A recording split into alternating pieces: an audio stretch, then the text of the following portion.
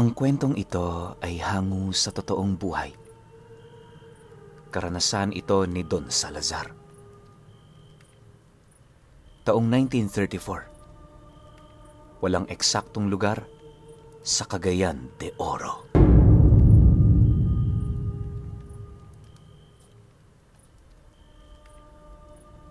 Matagal nang namamayagpag ang angka ni Don Salazar sa bayang kanilang pinagmulan. Isa sila sa 3 makapangyarihang pamilya na kasalukuyang nagmamay-ari ng malalawak na lupain. Baluarte din nila ang iilang mga negosyo, kagaya ng pag-aalaga ng mga hayop at mga taniman. Halos hindi rin mabilang ang mga pamilyang nakadepende sa kanila na siya namang gumagawa ng mga trabaho sa pang-araw-araw. Sa yaman ni Don Salazar at ng kanyang pamilya, kahit 4 na henerasyon pa ang dumaan, hinding-hindi sila matitinag kapag usapin na ay pera. Ang kaso lang, kahit gaano pa man kalaki ang yaman na pagmamay-ari niya, meron siyang isang bagay na hindi niya kayang solusyonan gamit ito. Lingid sa kaalaman ng karamihan, hindi nakarating sa ganoong estado itong si Don Salazar nang walang ginagawang kontrata sa mga demonyo. Ayon sa kanya na, ang tinamaan ng sumpa ng kasunduang yon, walang iba kundi ang nag-iisa niyang anak. Matagal na panahon din niya yung itinago dahil sa kakaibang karamdaman nito. Dagdag pa niya na, marami na siyang albularyong pinatawag sa kanila, pero lahat yun ay naging bigo. Upang hindi kumalat ang usapin ukol sa kanyang anak, sa oras na mabigo ang albularyo, kamatayan din ang naghihintay para rito. Ganon at ganon ang kanyang ginawa, kung saan matagumpay niyang naitago ang kanyang sikreto sa loob ng 1.5 dekada.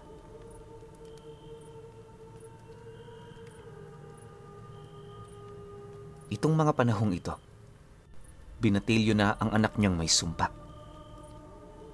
Para walang makatunog sa pag-iral nito, pinatira niya yon sa ipinagawa niyang bahay sa gubat na pawang ang mga pinagkakatiwalaan lamang niya ang nakakaalam.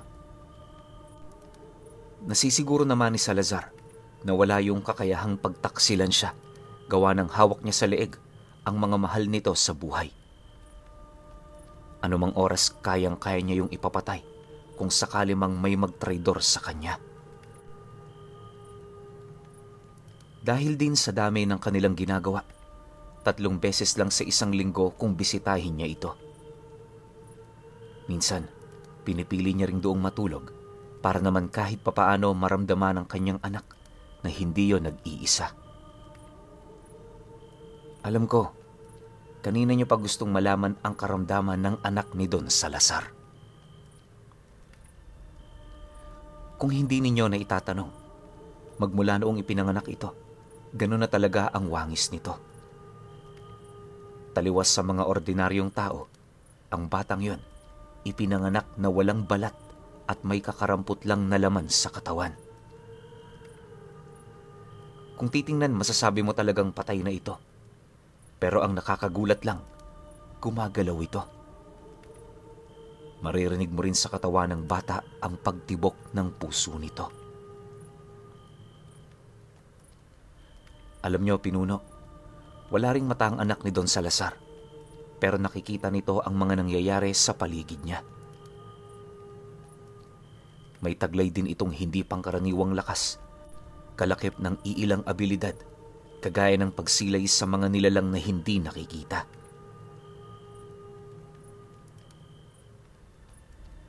Dahil sa ganun itong kakayahan, maraming nakakakilala sa bata ang hindi mapigilang matakot sa oras na makita ito. Gayunpaman, dahil sa araw-araw nila itong nasisilayan, nasanay na rin sila hanggang sa katagalan itinuring na nila itong isang pangkaraniwang tao. Kung tutuusin, mabait naman ang batang yon, kaya wala kang dapat na ipag-alala. Ang kinakailangan mo lang gawin, isantabi ang mga pandidiri sa oras na nagpasya yung makipaglaro. Hindi kasi magiging maganda ang kahihinatnan sa oras na makaramdam ng lungkot ang batang yon. Pagtatapat ni Don Salazar na isa pa sa iniiwasan nila rito ay yung kakayahan nitong magtawag ng mga demonyo. Nakadepende rin sa galit ang lakas at antas nito, kaya naman sa lahat ng oras, pinipili nilang bigyan nyo ng masaya at komportableng buhay. Nabanggit din ni Don Salazar na ilang beses na nilang pinagpulungan ang tungkol sa pagpatay sa kanyang anak, pero tuwing nasisipat niya ang nanlulumong mukha ng kanyang asawa, napipilitan siyang tutulan ito. Bali-baliktarin man kasi ang mundo, hindi nila kayang maitanggi na yon ay anak nila. Mariin niya ring inilahad na ni minsan hindi sumagi sa kanyang isipan na paslangin ang batang naging buhay na niya. Dahil sa ganoong paninindigan ni Don Salazar, wala namang nakatutol. Yung mga taong ayaw sa pamamalakad niya, matagal na panahon na din niyang niligpit. Inakala niya kasing habang buhay niyang maitatago ang tungkol sa kanyang anak, pero nagkamali siya.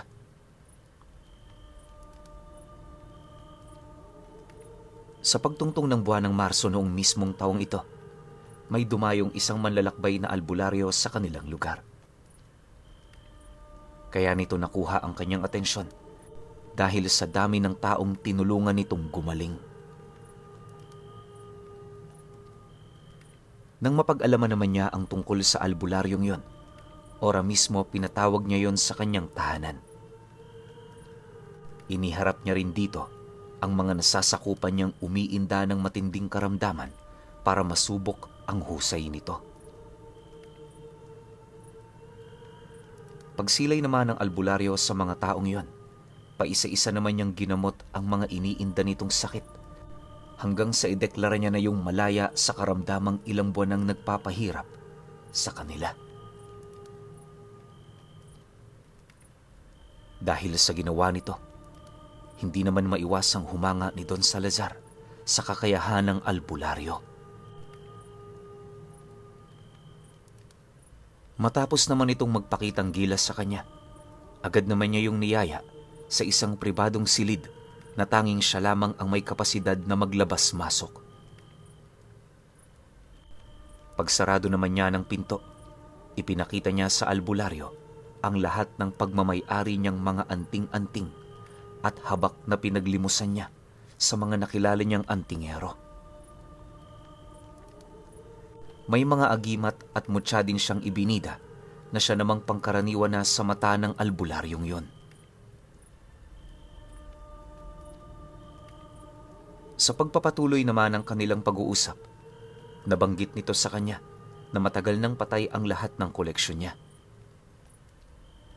Ayon dito na, hindi pala muti ang silbi ng mga bagay na yon, kaya sa oras na itinuring niya yung ganon, kusang aalis sa loob nito ang mga nananahan doong gabay. Direktahan ding ipinagtapat nito sa kanya kung gaano siya kamangmang pagdating sa lihim na karunungan na nasa panig ng kanan.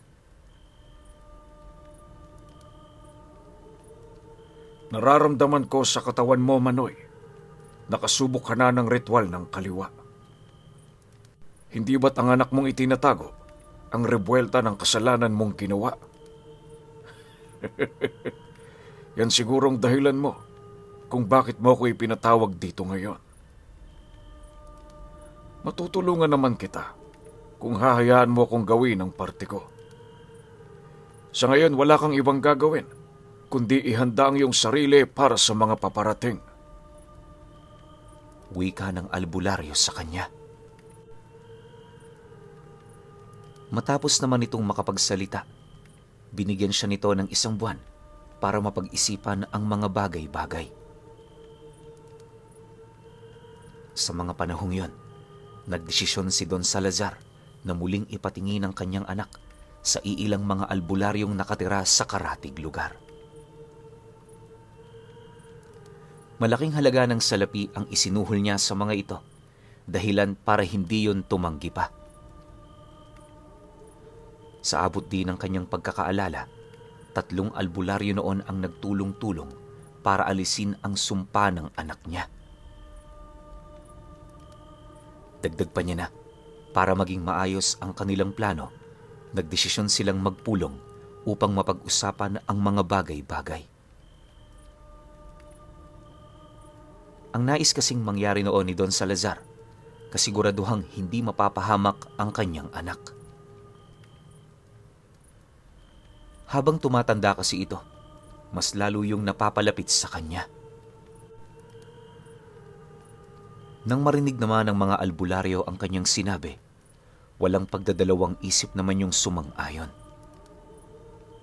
Upang hindi rin nila masaktan ng bata, lahat ng gamit pandigma, iniwan nila sa bahay ni Don Salazar. Matapos naman nila itong gawin, dali-dali naman silang pumanhik sa gubat para puntahan ang kinaroroonan ng anak nito.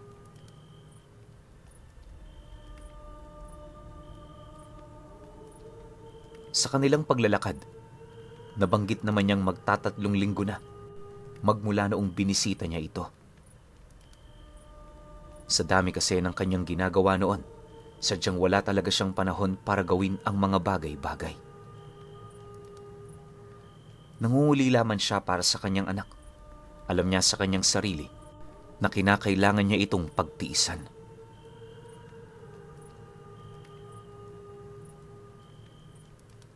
Isa't kalahating oras pa ang dumaan. Narating na nga nila ang isang liblib na lugar na puso ng gubat.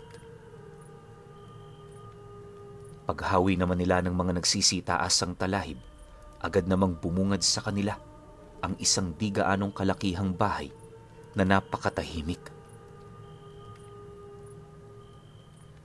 Taliwas sa inaasahan ni Don Salazar, wala siyang nakitang kahit na sino na nagbabantay papaikot dito. Akala niya kumain lang ang mga taong yon, kaya ang ginawa niya, nagpatuloy lang sila sa paglalakad hanggang sa marating na nila ang bukana ng bahay.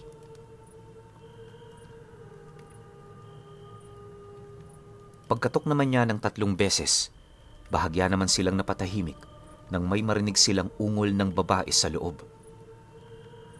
Akala ni Don Salazar kung ano lang ito, kaya ang ginawa nila, sumilip sila sa mga butas ng dingding. Ang kaso nga lang, habang ginagawa nila ang bagay na yon, hindi nila napansin ang pagbukas ng pinto nito. Makalipas pa ang ilang minuto, bahagya naman silang natigilan sa kanilang ginagawa nang marinig nilang magwika ang anak niya sa kanila ng, "Tay, bakit diyan kayo sumisilip? Kung pwede naman kayong pumasok.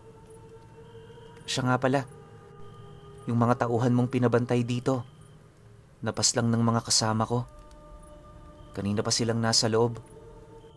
Halika na, at nang makilala niyo sila."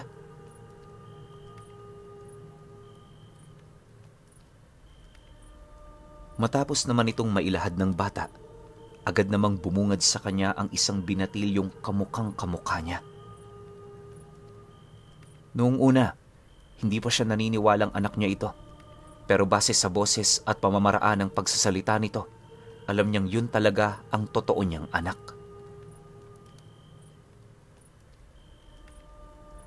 Pagsilay naman doon ng albularyo, mariin naman siya nitong inabisuhan na huwag sumunod. Base kasi sa mga inilahad nito, nakumpirma nilang nakapaghikayat na yon ng mga bagong kasama. Ngunit, nang marinig naman niya ang sinabi nito, mariin niya yung inutusan na sumunod sa kanya. Dahil sa kanyang sinabi, wala namang nagawa ang mga albularyo kundi ang sumunod. Sa pagpasok naman nila sa loob ng bahay, dahan-dahan naman yung isinarado ng kanyang anak habang patuloy siya nitong tinatanong ukol sa mga ginawa niya noong mga nagdaang linggo. Dagdag pa nito na matagal na yung naghihintay at hindi nito maiwasang mag-alala para sa kanyang kalagayan.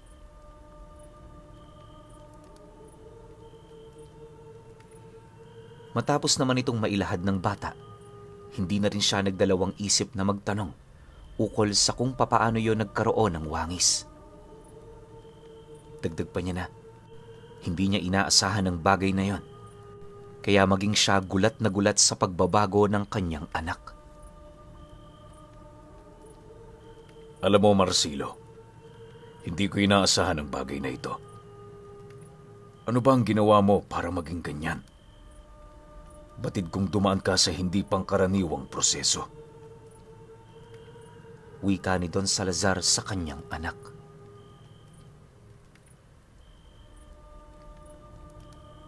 Nang marinig naman ng binatilyo ang kanyang sinabi, ngumiti lang naman ito habang walang pagdadalawang isip na inilalahad ang mga katagang. Yung mga tauhan mo, sila ang inalay ko para maging ganito ako. Napagtanto ko, Tay, hindi ito isang sumpa, bagkus isang pagpapala. Isipin ninyo, kapag pumatay ako ng tao, mas nagiging bata ang katawan ko.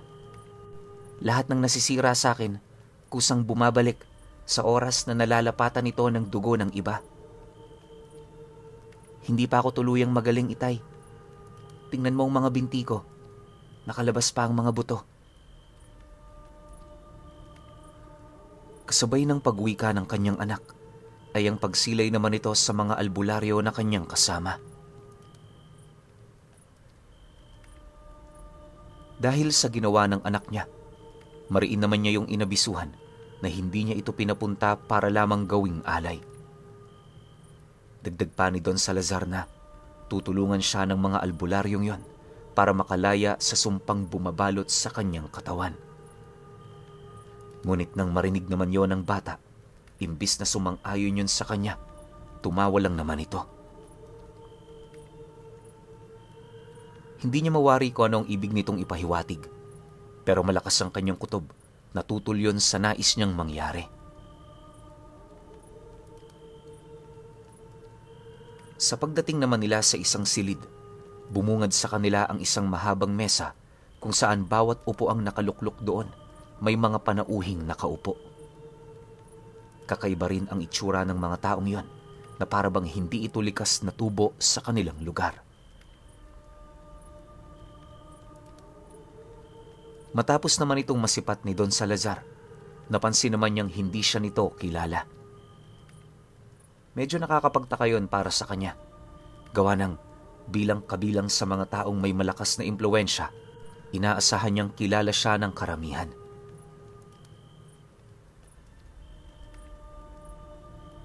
Makalipas pa ang ilang minutong pagmamasid, pinaupo naman sila ng kanyang anak sa mga upuang bakante.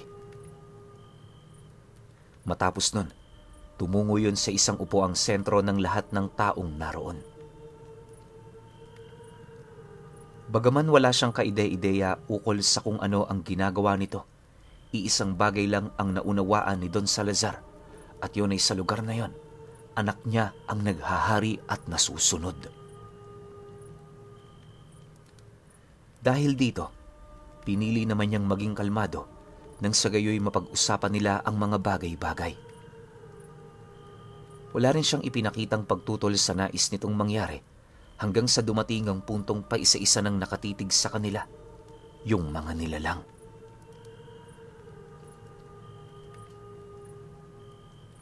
Nanlilisik ang mga mapupulang mga mata nito at base sa mga napansin ng albularyo, may dugo yun ng mga aswang. Akala nila kayang-kaya nila itong labanan, pero hindi pa man sila nakakagawa ng hakbang kung papaano yun kaharapin. Bigla na lamang sila nitong sinagpangan dahilan ng pagkamatay ng mga kasama niya. Habang nilalapa ang mga albularyo sa kanyang tabi, nakaupo lang naman itong si Don Salazar. Nanginginig ang buong katawan habang patay mali siyang ibinabaling sa ibang bagay ang kanyang atensyon. Pagsilay naman ni Marcelo na nag-aagaw buhay na ang mga albularyo, walang pagdadalawang isip naman niya itong inundayan ng saksak sabay higop ng kanilang mga dugo. Matapos niya itong gawin, ipinakita niya sa kanyang ama kung papaano magkaroon ng laman ang mga buto niyang nakausli na sa hita. Unti-unti ring nagsiumbok ang mga kalamnan nito hanggang sa magkaroon na ng kurba ang katawan niya. Matapos ang mga pangyayari, agad naman yung umupo sa unahang bahagi niya, sabay wika ng, "Huwag kang mag-alala, Tay. Hanggat nabubuhay ako, walang makakagalaw sa'yo. Ito na rin ang tamang panahon para makilala mo ang grupong binuo ko. Bawat isa sa mga nakikita mo, pinuno ng isang lahi. Mga maharlika silang nanumpa ng katapatan sa ilalim ng aking mga kamay. Susupili namin ang bawat kalaban, kabilang ang mga albularyong hinihingian mo ng gabay. Ngayon, Tay, ang nais kong mangyari, tulungan mo kami sa aming pangarap. Basbasan mo kami at sa oras ng aming pagtatagumpay, gagawin din kitang katulad ko. Sabay nating pamamahalaan ang lugar na ito." Kasabay ng pagwika nito ay ang pag-alok naman ito sa kanya ng buhay na walang hanggan. Mariin din itong inilahad, hindi siya dapat makaramdam ng konsensya dahil yung mga pinagpapaslang nila nagiging kaparte ng kanilang katawan. Pagtatapat pa nito na, inaasahan na nito ang mga kalabang kasing lakas niya, pero hindi yun naniniwala na may makakatalo sa kanya. Sa pagpapatuloy ng kanilang pag-uusap, napag-alaman ni Don Salazar na purong gabunan pala yung 9 na taong nakapalibot sa mesa. Yung 2 sa mga ito, parang mga binatilyo pa, habang ang iba naman, binubuo ng mga babaeng nasa edad 40 at mga lalaking matatanda na. May tangan-tangan din yung mga kakaibang armas na ayon sa kanyang anak, mga mahihiwagang sandata ang mga ito.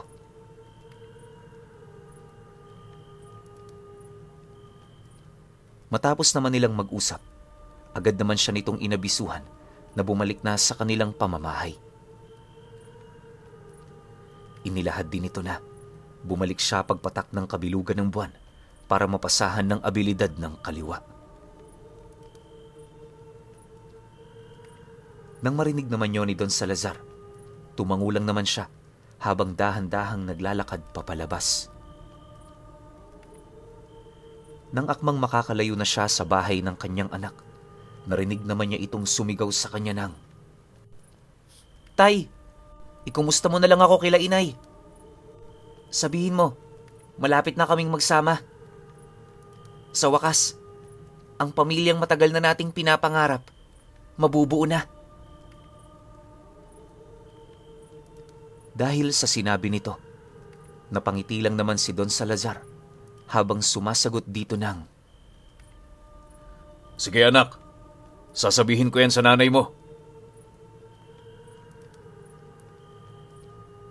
Pagkalahad naman niya ng mga katagang yon, hindi naman niya maiwasang mapaisip ukol sa pinag-usapan nila nung albularyong muling magpapakita sa kanya pagkalipas ng 1 buwan.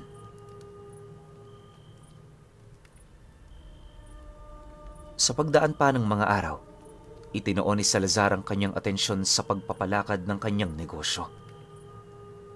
Marami siyang ginawa noong mga panahong yon, kaya na may kalaunay, hindi na niya napansin ang bilis ng takbo ng oras. Nagulat na lamang siya isang umaga, huling araw na pala ng buwan. Hindi pa man siya nakakalabas sa kanilang tahanan, nasipat na niya yung albularyong naglalakad papasok. Sa pagtitigan naman nilang dalawa, agad naman siya nitong pinaypay habang naghahanap yon ng mauupuan sa ilalim ng lilim ng puno. Pagsilay naman niya rito, dahan-dahan naman niya itong nilapitan para kausapin. Sa kanilang pag-uusap, nabanggit niya ang tungkol sa estado ng kanyang anak. Hindi rin niya maiwasang magbigay ng babala sa albularyo ukol sa kakayahan at mga tauhan nito. Pagtatapat pa niya na, sa mga oras na yon, maaaring hindi lang pinuno ng mga angkan ang nasa panig nito. Malakas kasi ang kanyang kutob na nahikayat na ng kanyang anak na makiisa sa kanya ang iba pa nitong mga kalahi. Dagdag pa ni Don Salazar na kung ganun nga ang nangyari, paniguradong hindi magiging maganda ang sitwasyon sa kanilang lugar. Nang marinig naman ng albularyo ang kanyang sinabi, inabisuhan lang naman siya nito na bumuo ng tao. Dagdag pa nito na sasalakayin nila ang lugar na yon pagtungtong ng kabilugan ng buwan. Ang nais kasi nitong mangyari, makampante ang kanyang anak sa kaisipang walang magbabalak sumugod sa lugar na baluwarte nito. Matapos naman ang kanilang pag-uusap, agad din namang umalis ang albularyo. 2 araw pa noon ang dumaan, sumapit na nga ang kanilang pinakahinihintay. Yung nabuong pangkat noon ni Don Salazar, binubuo ng 10 kalalakihan na mga dating militar. Inarmasan niya rin ang mga ito, kalakip ng pangakong sa oras na matapos nila ang kanilang misyon, bibigyan niya ito ng pera na hindi nila matatanggihan pa. Dahil sa pangako niya, wala namang umurong sa 10. Pagsapit ng hapon ng kanilang pag-alis, tahimik nilang tinahak ang talahiban hanggang sa narating na nga nila ang bukana ng gubat. Ilang oras pa ang lumipas, bumungad sa kanila ang dating kubo ng kanyang anak na pinaliligiran ng mga barong-barong na pinaniniwalaan naman nilang tahanan ng mga aswang.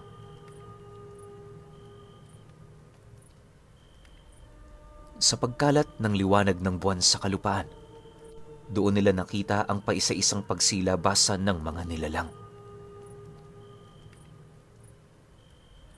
Bagaman nasa wangis pa yon ng tao, pansin na pansin naman nila ang pagbabago ng iilan sa mga parte nito.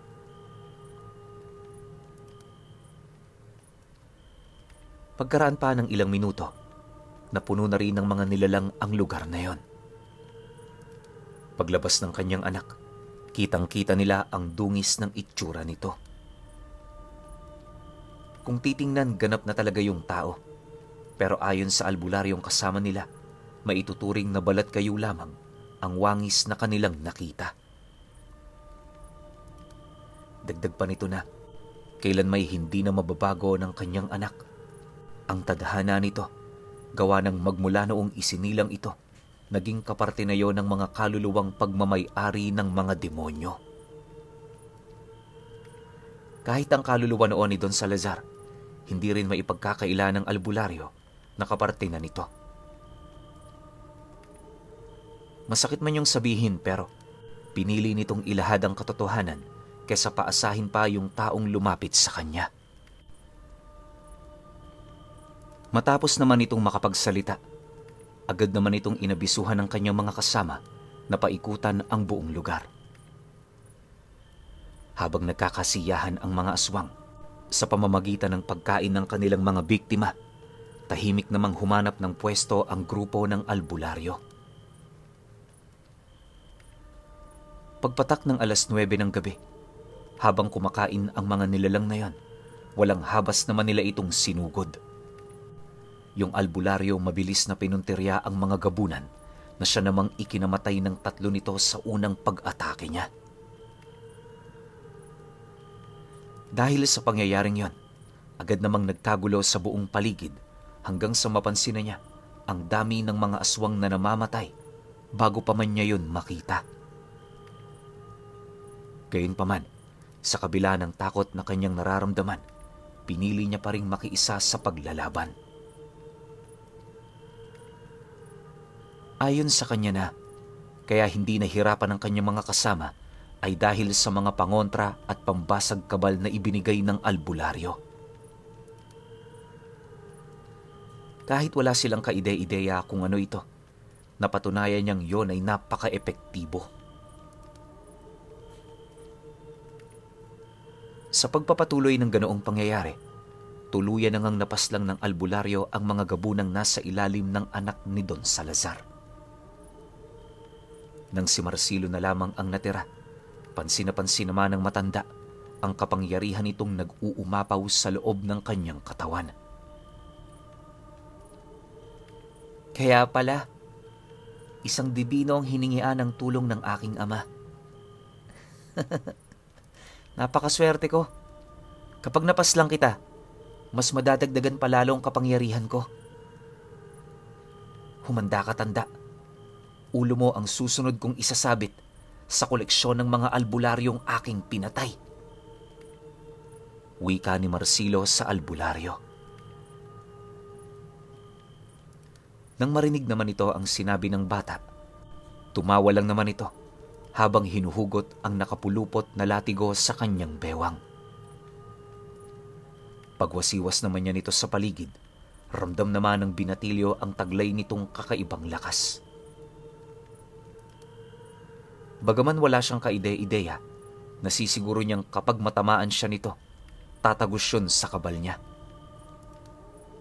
Dahil sa ganoong kaalaman, pinili naman niyang magdoble ingat sa oras na hinahataw na ng albularyo ang hawak nitong latigo. Ilang segundo pa ang lumipas, nagsimula na nga ang kanilang pagbubuno.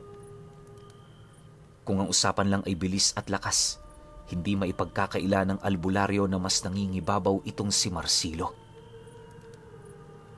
Ngunit nung ginamitan niya na yon ng hiyas ng ipo-ipo at gininto ang buhok ng tikbalang, doon na nagsimulang magbago ang ihip ng hangin. Kahit anong gawin ng binatilyo noon, sadyang hindi nito kayang mapangibabawan ang bakod at puder ng albularyong sa sobrang lakas, nagkakaroon na yon ng pisikal na baluti. Makalipas pa ang kalahating oras nilang pagbubuno, wala na ring nagawa itong si Marcelo kundi ang umatras habang pinagmamasdan ang mga kasama nitong paisa-isa ng pumapanaw. Hindi naglaon nang akmang susugurin pa nito ang albularyo, laking gulat na lamang nito nang may magsiusli ang espiritual na sibat at tabak sa kanyang buong katawan. Nang mapansin naman yon ng matanda, bigla naman yung kumalma habang naguyuwi kayon kay Marcelo nang, Tumalab na ang selyo. Ibig sabihin ng hihina ka na. Panahon na lamang ang makapagsasabi kung kailan ka magagapi. Marcelo, ako man nalulungkot para sa sinapit mo.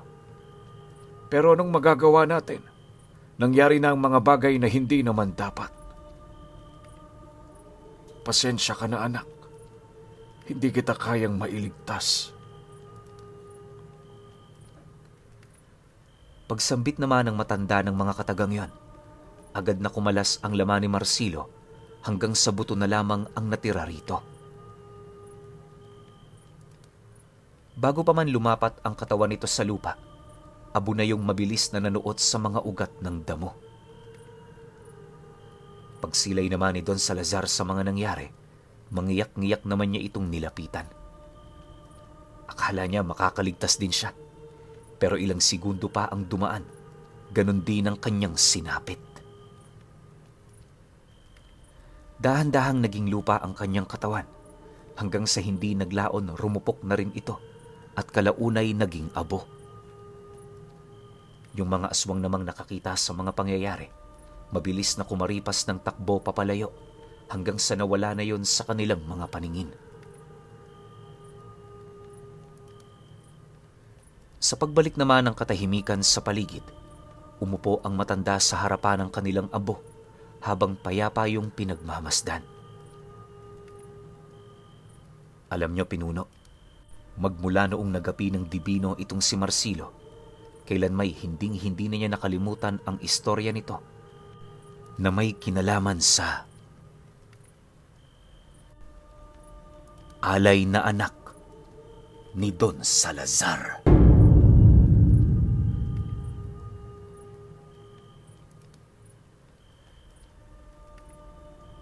Okay. Opinyon ko sa kwento. Napakasakit. Sobrang sakit ng kwento na to. Lalo na yung last line ng albularyo na sinabi niya kay Marcelo. Yung, Pasensya ka na anak. Hindi kita nailigtas. ang sakit nun. Pero kasi itong buong kwento na to, wala naman tayong ibang sisisihin kundi si Don Salazar eh. 'Di ba? Ikaw inalay mo yung anak mo. Or kahit sabihin mo yung kaluluwa mo, inalay mo sa demonyo. Pero naging kapalit nun, dalawa kayo ng anak mo. 'Di ba? Siguro hindi alam ni Don Salazar na pagdating ng araw, doble-doble pala yung singil sa kanya ng demonyo. Kasi kung kaluluwa niya lang, malamang siya lang dapat yun eh. Pero masakit na dama yung anak niya eh. 'Di ba? Sobrang kawawa nung bata. Sobrang kawawa talaga. Sabihin na natin na naging masama to. Anong magagawa natin? Produkto yon ng pagiging isang masamang tao ni Don Salazar. So ending niyan, syempre, magiging masama rin yung anak niya. Tapos lately lang na-discover ng anak niya na tuwing papatay siya, parang nabubuo yung katawan niya. Ang angas nun, kaso syempre nakakalungkot pa rin, di ba? Buti na lang talaga divino yung nakita ni Don Salazar. Kasi kung hindi, malamang mabubuo yung pagkatao ng anak ni Don Salazar, si Marcelo, tapos pati siya magiging gano'n na rin, tas lalaki pa yung imperyo nito, dadami pa sila. Kasi nga yun ang goal ni Marcelo eh, maparami yung angkan, tapos kalabanin kung sino yung mga dapat na kalaban, which is yung mga albularyo o yung mga nasa panig ng kanan. Pero overall, para sa akin masakit yung kwento, pero syempre, ang galing pa rin ng divino. Pero kayo, kung may opinion kayo sa kwentong ito, comment nyo lang sa baba. Yun lang. Hanggang sa susunod na kwento. Salamat.